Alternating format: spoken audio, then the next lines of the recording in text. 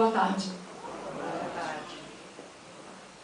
Está realmente uma linda tarde, né? E vai ficar ainda mais bonita depois que dedicarmos alguns minutinhos dela ao estudo das palavras do nosso grande mestre, do maior mestre que já passou por esse nosso planetinha tão lindo. E que com a nossa ajuda vai ficar muito mais bonito, né? Bem, o nosso tema de estudo hoje será Jesus, médico de almas. Há cerca de 2000 anos, nós tivemos aqui entre nós o espírito mais evoluído que já passou por esse planeta, o espírito mais evoluído que já viveu aqui. Jesus, o Cristo, o prometido pelos antigos profetas. Jesus não foi só o espírito mais evoluído que já viveu entre nós. Ele é também o governador espiritual do nosso planeta Terra.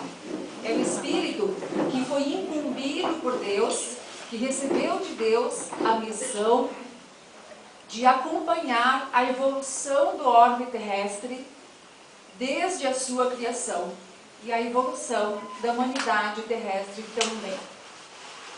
Então, é para nós uma grande alegria, uma imensa alegria, uma enorme honra e, principalmente, uma gigantesca responsabilidade a de termos tido esse Espírito entre nós. E é nossa a missão de fazer com que a sua vinda, com que o seu sacrifício não seja em vão. Mas a gente se pergunta, por que ele veio? Por que Jesus nasceu aqui na Terra? Quando eu era criança, eu me fazia essa pergunta e sempre perguntava isso para as pessoas do meu convívio. E a resposta que sempre me foi dada foi: Jesus nasceu para nos salvar, para salvar a humanidade, para salvar você, Laís. Eu? Como era possível que Jesus tivesse nascido para salvar a mim? Primeiro porque ele tinha nascido e morrido há muito tempo atrás, e eu estou aqui hoje. Então não é possível que ele tivesse passado por aqui para salvar a mim. E, além disso, de que eu tinha que ser salva? E essa era sempre a resposta que me era dada pelos meus pais, que estavam fazendo o melhor que podiam, é claro, que estavam passando adiante aquilo que eles tinham recebido, né? Essa resposta me era dada pelo pastor, pelo padre, pelas freiras. Mas cada vez que essa resposta me era dada, eu ficava mais confusa e mais assustada até. Porque eu, na minha inocência infantil, continuava me perguntando: de que eu tenho que ser salva? Será que há fantasmas do meu lado? Até haviam, né? Mas hoje a gente já tem uma outra concepção sobre esses fantasmas que nos cercam, né? Mas eu tinha aquela concepção equivocada dos fantasmas que querem me fazer mal. Será que eles estão ao meu redor? Será que há monstros ao meu redor que me perseguem? Que querem me prejudicar? Enfim, por muito, muito tempo eu continuei me perguntando de que eu tinha que ser salva. Os anos se passaram, eu me tornei adulta, me tornei espírita, e só então eu consegui compreender que eu realmente tinha que ser salva, que Jesus realmente tinha vindo para me salvar de monstros. Mas que esses monstros não estavam ao meu redor ou atrás de mim me perseguindo. Só com a doutrina espírita eu consegui compreender que esses monstros estavam dentro de mim. Eles já faziam parte de mim, tinham sido incorporados por mim e me transformavam numa pessoa doente, desequilibrada. Então, em suma, Jesus veio me salvar de mim mesma, do meu jeito equivocado, desequilibrado e doente de ser. E ele veio por duas razões, basicamente. Ele não veio passear, não veio descansar, não veio se divertir, como nós bem vimos, né? Não veio aprender, porque não havia nada que a humanidade pudesse lhe ensinar naquela época, como até hoje não há nada que nós tenhamos a lhe ensinar ainda. Ele veio só para trabalhar por nós, trabalhar por cada um de nós, ajudar a cada um de nós. E ele fez isso, primeiro, por nos amar de uma forma ainda incompreensível a espíritos do nosso nível. Ele era detentor, ele tem por nós um amor tão sublime que espíritos do nosso nível não conseguem compreendê-lo ainda. Então ele veio, primeiro, por nos amar dessa forma tão especial e ainda incompreensível a espíritos do nosso nível, e segundo, porque ele sabia que nós éramos espíritos doentes, e que infelizmente somos ainda, né? E que nós, como espíritos doentes que éramos, não tínhamos à nossa disposição um médico de almas que pudesse nos orientar, nos ensinar como sair daquele estado patológico no qual tínhamos nos embrenhado. Estávamos órfãos de médicos, órfãos de terapeutas, e ele se dispôs a ser este médico, este terapeuta, que veio acender a luz no fundo do nosso túnel, no túnel escuro de cada um de nós. Então foi por essas duas razões que ele veio, e o Evangelho de Jesus Cristo caracteriza-se por ser não só um compêndio religioso e filosófico, mas também um compêndio científico. Um verdadeiro receituário de saúde que, na maioria dos lares, está esquecido dentro de uma gaveta ou numa estante, enchendo-se de pó, porque nós ainda não nos apercebemos da riqueza contida naquelas páginas, naquelas palavras. Peregrinamos pelos consultórios médicos, pelas clínicas, pelos postos de saúde, pelas farmácias, mas não nos expomos a abrir aquelas páginas e estudar e tentar vivenciar aquele receituário médico que é o único capaz de nos tornar pessoas, espíritos realmente saudáveis. Ele não escreveu nenhuma única palavra, como bem sabemos, mas os seus ensinamentos, os seus exemplos, as suas palavras foram registrados por pessoas que o acompanharam na sua breve jornada, no seu breve messianato. E todo o Evangelho de Jesus Cristo caracteriza-se por ser um compêndio médico. São inúmeras, são incontáveis as orientações médicas, orientações de saúde que ali se encontram.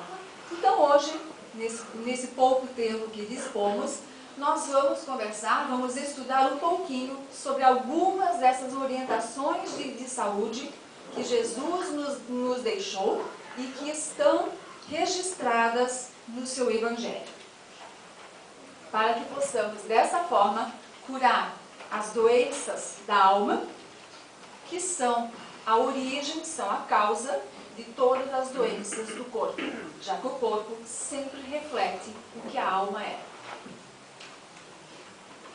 Bem, uma primeira orientação de saúde que Jesus nos deixa está registrada como a orientação de mudar de rumo. Mudar de rumo, o que será isso? Em todas as curas que Jesus realizava, ele dava sempre a mesma orientação para o seu paciente. Eu aposto que vocês sabem qual é, né? Depois de realizada a cura, o que ele dizia sempre? Não pegues mais. Exatamente. Agora vai e não pegues mais. Se essa orientação não fosse essencial para a manutenção da saúde e para que a doença não retornasse, ele não a daria. Se ele se preocupou em dar essa orientação a todos os pacientes, a todos os seus pacientes, é porque ele sabia que isso era essencial para que aquela pessoa não adoecesse, novamente, para que aquela alma doente não desse origem a outras doenças do corpo. Não peques mais, ou não erre mais, ou não se equivoque mais. Deixa claro a nossa necessidade de mudar de rumo, mudar o rumo dos nossos pensamentos, mudar o rumo dos nossos sentimentos, das nossas emoções, mudar o rumo das nossas atitudes, da forma como nos relacionamos com as criaturas que nos cercam. Mudar de rumo, tanto internamente como externamente. Porque isso é essencial para que a doença não volte a se manifestar no nosso corpo da mesma forma como se manifestava antes, ou de uma outra forma, mas que são todas provocadas pela doença da alma. Então, mudar de rumo, mudar o nosso jeito de pensar, de sentir e de nos relacionarmos com todos os filhos do Pai. Para isso, precisamos primeiro tomar consciência do que em nós precisa ser mudado. Com simplicidade, com humildade, fazer uma autoanálise, uma constante e calma, serena autoanálise, e perceber o que em nós precisa ser mudado, o que pode estar sendo a causa dos nossos males. E a partir do instante em que tomarmos essa consciência e que percebermos o que em nós precisa ser mudado, tomar a decisão de mudar. Porque não adianta eu perceber que eu sou uma pessoa irritada, que eu me irrito com muita facilidade, né? Se eu não faço nada para mudar isso. Uma vez assumida essa responsabilidade, esforçar-se para mudar, para adotar uma nova conduta, para mudar de rumo, para que aos poucos a saúde possa efetivamente se instalar nesse espírito que nós somos e no nosso perispírito, para então poder refletir-se no nosso corpo físico. Então, a orientação que ele nos deixa de mudar de rumo. Uma segunda orientação de saúde que ele nos deixa e que está registrada no Evangelho é de não se deixar dominar pela culpa. A culpa é, para espíritos do nosso nível, ainda um grande vilão. Em Mateus capítulo 5, versículo 39, Jesus nos pede para não resistirmos ao mal. Isto é, para não entrarmos em embate com o mal, não entrarmos em luta com o mal, porque isto nos coloca no mesmo nível dele. E o mal aqui nesse caso é a culpa. Então, não entrarmos em embate com a culpa é não instalar em nós e não suscitar em nós um processo de autocondenação, que não leva a nada positivo, nada construtivo, que não constrói nada de bom. Ao invés disso, o que nós precisamos fazer é nos reconciliarmos conosco mesmos, compreendendo que somos espíritos em processo evolutivo, somos estudantes da vida, como tal, temos ainda o direito de cometer erros, por isso viemos para a Terra, para aprender. Esse lindo planeta é a nossa escola. Se viemos para uma escola, é porque somos estudantes. O estudante ainda não sabe. Se ele ainda não sabe, ele ainda tem o direito de cometer erros. Então, compreender que somos ainda espíritos falíveis, passíveis de cometer erros, e que temos esse direito ainda, a partir disso, perdoar-se e aprender com os próprios erros, esforçar-se por não repeti-los, corrigi-los dentro do possível e tirar daquele erro o aprendizado, todo o aprendizado possível.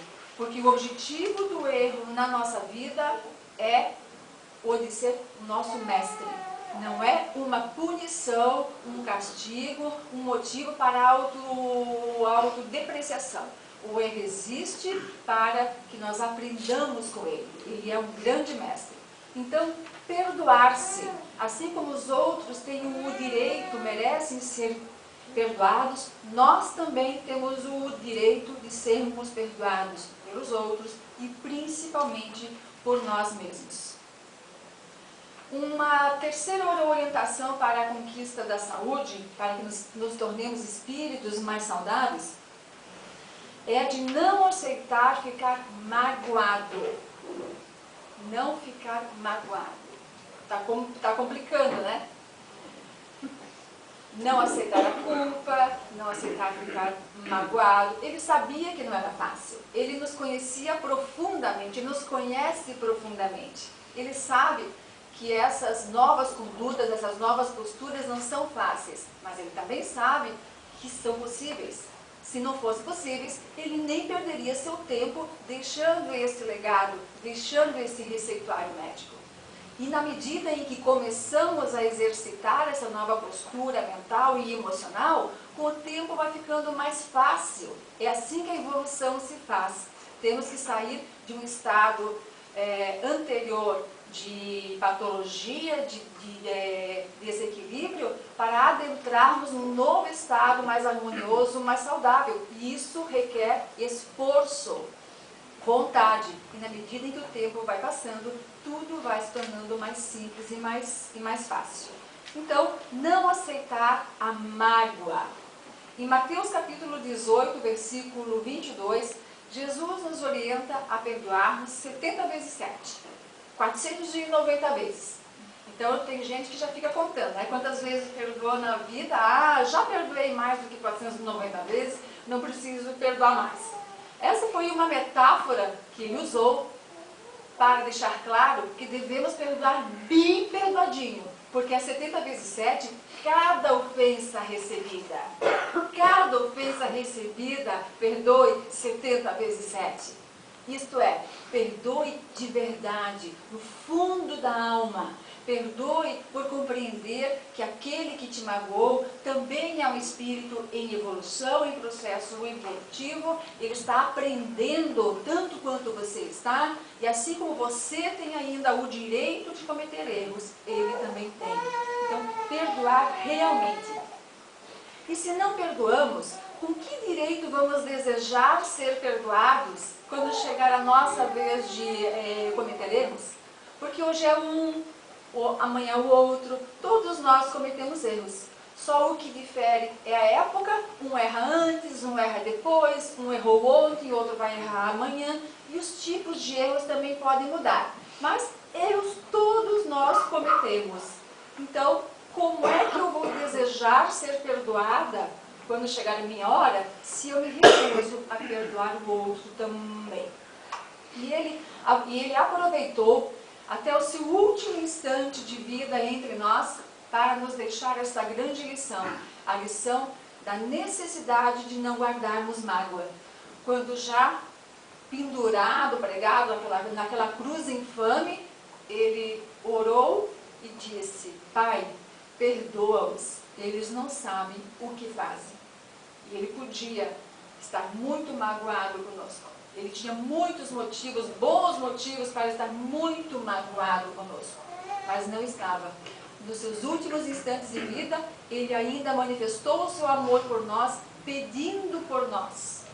E ele fez isso porque espíritos do seu nível, do seu quilate, não se deixam mais arrastar por sentimentos inferiores como a mágoa.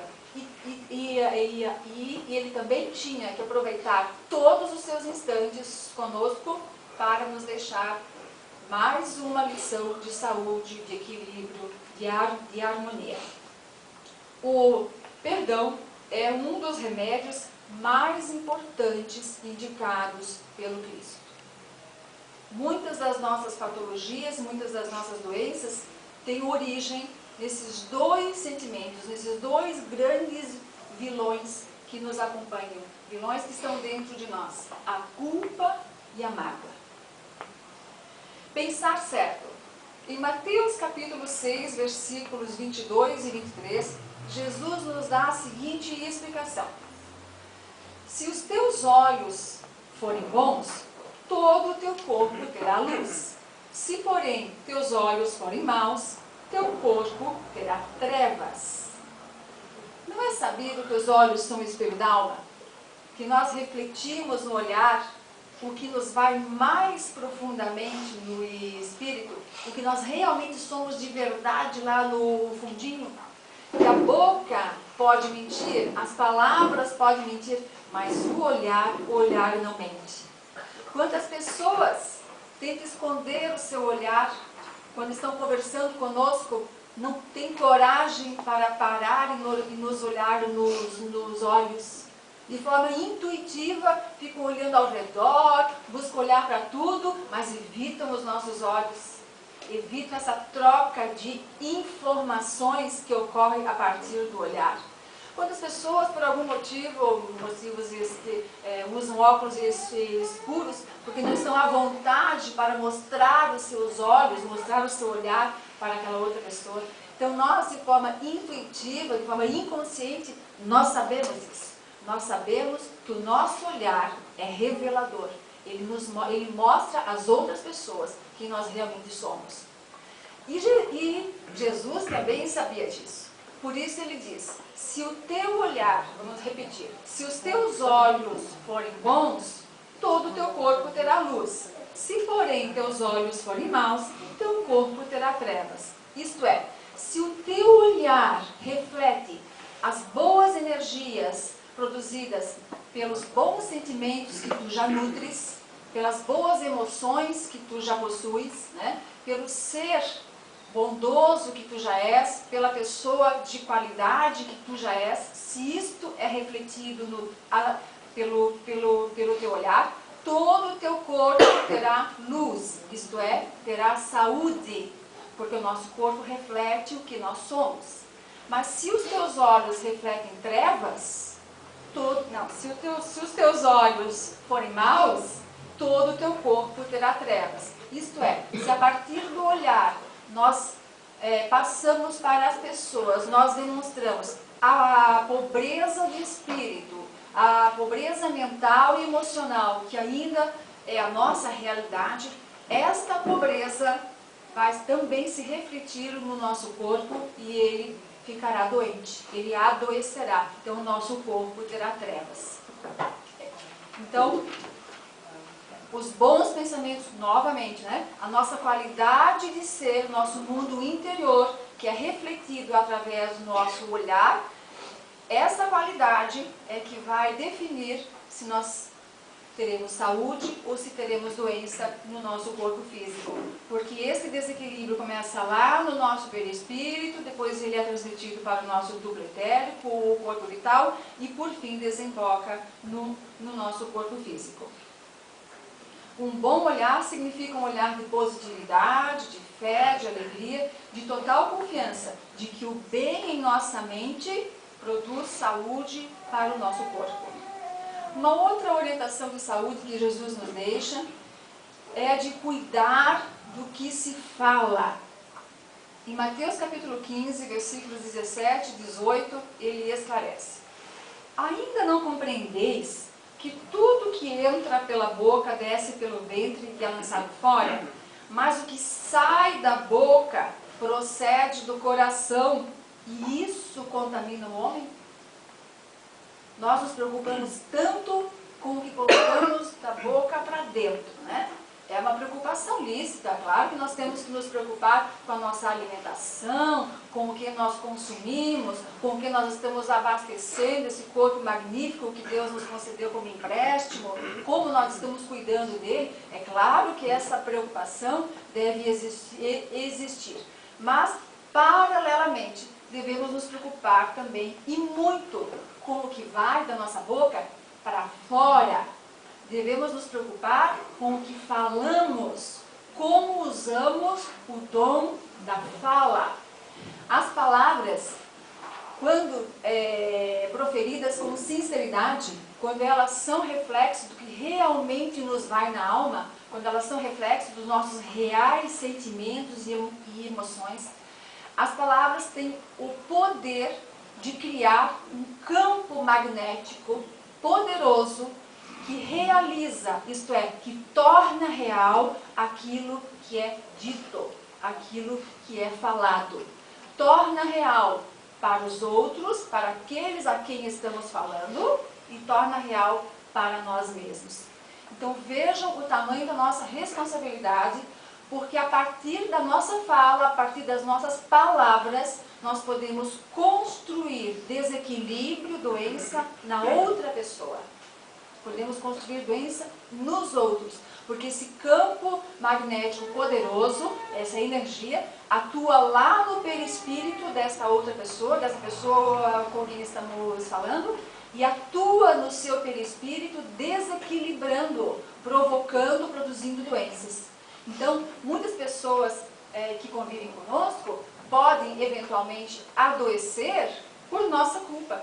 Pessoas que convivem conosco dentro dos nossos lares, pessoas que convivem conosco no ambiente profissional, no ambiente social, por conta dos nossos desmandos verbais, nós estamos provocando, construindo doença no outro. E assim, da mesma forma, construímos em nós mesmos. O mesmo desequilíbrio que nós provocamos no perispírito do outro, nós provocamos no nosso próprio, a partir das palavras, da energia deletéria, da energia desequilibrada, que se constrói, né, que é produzida a partir das nossas palavras. Esse é o lado ruim, é o lado triste. O lado bom é que este poder negativo também existe em relação ao lado positivo. Da mesma forma, podemos construir saúde no outro a partir das palavras que usamos, contanto que essas palavras sejam verdadeiras, que elas sejam realmente reflexo dos nossos sentimentos, porque esta energia criadora, ela só se manifesta com a verdade, ela não existe na mentira, na falsidade. Então, quando nossas palavras refletem o que realmente sentimos de bom para aquela pessoa, o que realmente desejamos de bem para ela, esse desejo verbalizado pode ajudar a minimizar dores, debelar processos patológicos que estavam iniciando, amenizar patologias que estavam desenvolvidas. E tudo isso podemos fazer em relação a nós mesmos. Então vejam que maravilha este poder que nós temos de curar o outro e a nós mesmos através das palavras que nós usamos. Então, cuidar do que se fala. E infelizmente, nós não temos esse cuidado ainda, né? Ainda não compreendemos o nosso poder criador. Daí a necessidade de conhecermos melhor a nós mesmos. Né? Conhecerás a verdade vos libertará. Conhece-te a ti mesmo. Quantas verdades, né? Quantas informações importantes estão inseridas nessa orientação que parece ser tão simples. Quanto desequilíbrio, quanta doença, quanta desarmonia nós produzimos nas pessoas que nos cercam e em nós mesmos pelo simples fato de não conhecermos a nós mesmos e o grande poder que nós possuímos. Possuir poder destruidor ou poder construtivo. Né? Uma outra orientação de saúde que Jesus nos deixou e que está registrada no Evangelho é de ser alegre, ser feliz. Nós buscamos a saúde para, a partir disso, nos tornarmos pessoas felizes. Quando eu me livrar dessa doença que me traz tanto sofrimento, quando eu me curar disso ou daquilo, aí eu serei feliz. O nosso raciocínio está equivocado. Estamos na contramão. O raciocínio correto é o inverso. A saúde é filha da felicidade, é consequência da felicidade e não gente, me deu um branco agora. E não o contrário. Isso. A saúde é filha da felicidade e não a causa dela. Isso. Jesus deixa isso bem claro em Mateus capítulo 6, versículo 33, quando diz: buscai primeiro o reino de Deus, porque tudo mais vos será acrescentado. E o reino de Deus aqui é a felicidade, é a paz, é a alegria de viver, a alegria por estar aqui, a gratidão por essa oportunidade, pela vida, por tudo que Deus nos dá. Isso é o reino de Deus.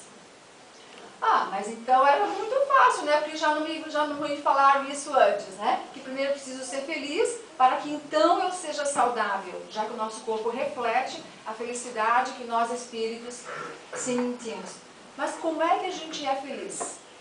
Porque já não me falaram isso antes, então vamos ser felizes. Como nós fazemos para sermos felizes? Como encontrar a tão sonhada felicidade?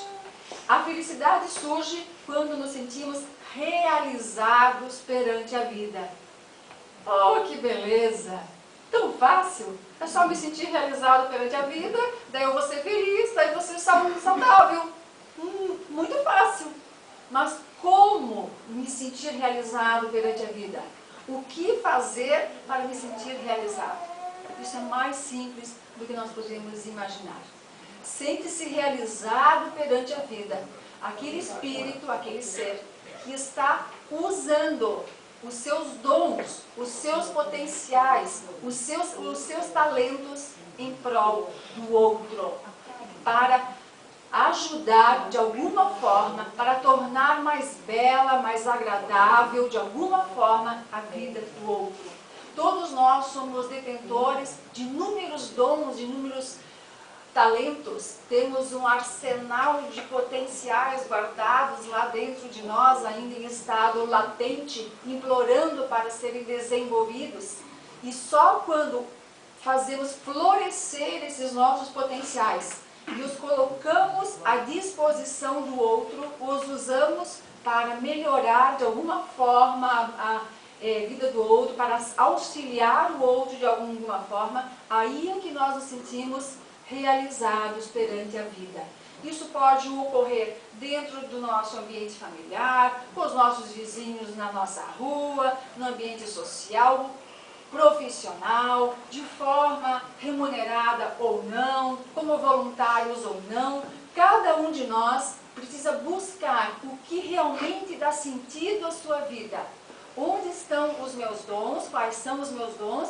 Eu estou usando esses dons? Não, eu não uso porque eu tenho vergonha, porque eu sou tímida, porque eu não acredito no meu potencial, na minha capacidade. Esta energia que devia estar circulando e sendo doada, está estagnada em nós e provoca doenças, como a água parada, que possibilita a proliferação de bactérias, de fungos.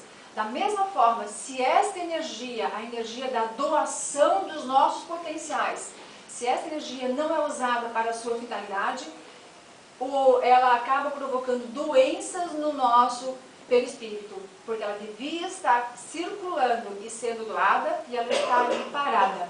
E muitas vezes isso acontece porque nós não confiamos em nós mesmos.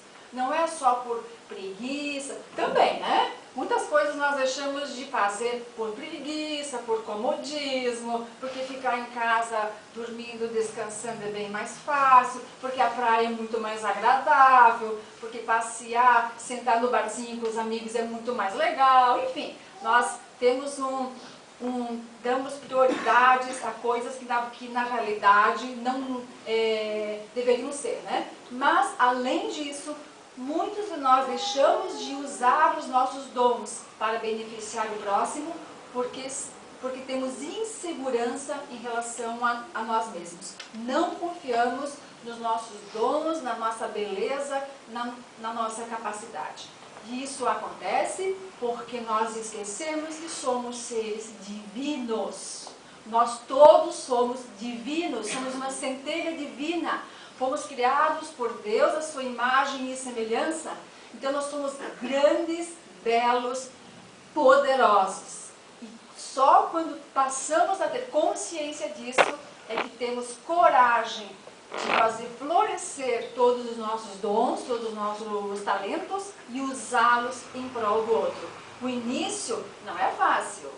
Quando a gente começa a realizar uma nova atividade, é claro que de início a gente pode se sentir inseguro. Será que eu dou conta do recado? Será que eu tenho o mesmo jeito para isso? Né? Será que eu tenho toda essa beleza, toda essa grandeza? Né? Será que eu posso? Tente, veja, faça 1, 2, 3 vezes e você verá como aquilo deslancha, como aquilo vai em frente e como traz alento, alegria e beleza para as outras pessoas. E daí ninguém nos segura mais. Né? Daí ninguém nos segura mais porque a gente percebe o quanto aquilo é bom para os outros, mas principalmente o quanto aquilo é bom para nós. Como está construindo saúde, harmonia e felicidade em nós. Então, somos felizes porque estamos nos doando, estamos fazendo o nosso melhor. E espírito feliz é espírito saudável. Uma outra orientação que Jesus nos deixa no seu Evangelho é a de estimular em nós o hábito da oração, da prece. Por quê? Porque ao orarmos, como já sabemos, nós nos colocamos em sintonia com os espíritos superiores que nos orientam, que nos dão bons conselhos, que nos acalmam, que nos consolam. Mas, além disso, ocorre um processo energético, porque o ato de orar é também um ato científico. Quando oramos, não aquela prece da boca para fora, né? Aquela prece verbalizada, na qual as nossas palavras estão ali, mas a nossa mente, o nosso coração está lá longe, pensando na roupa que eu vou usar na festa de hoje à noite, como é que eu vou passar o meu dia de amanhã, onde que eu vou passear amanhã. Não, quando estamos realmente presentes nessa prece, colocamos ali todas as forças da alma, esta prece vertical, né, que atinge alturas, ela produz em nós uma energia altamente benéfica, uma energia de alta frequência vibratória que reequilibra, que harmoniza o nosso perispírito.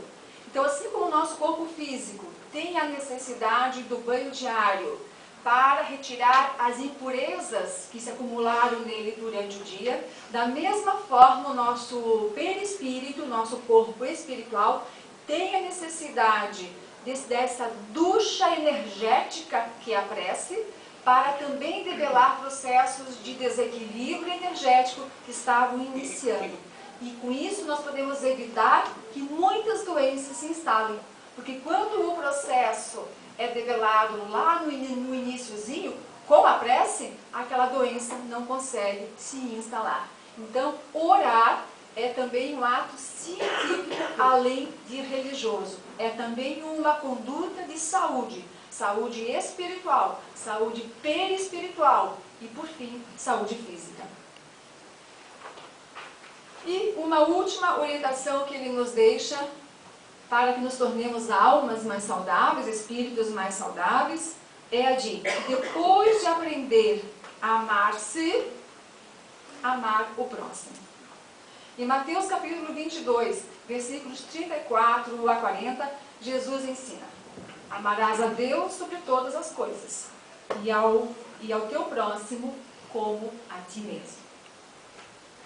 Olha, por que ele disse como a ti mesmo?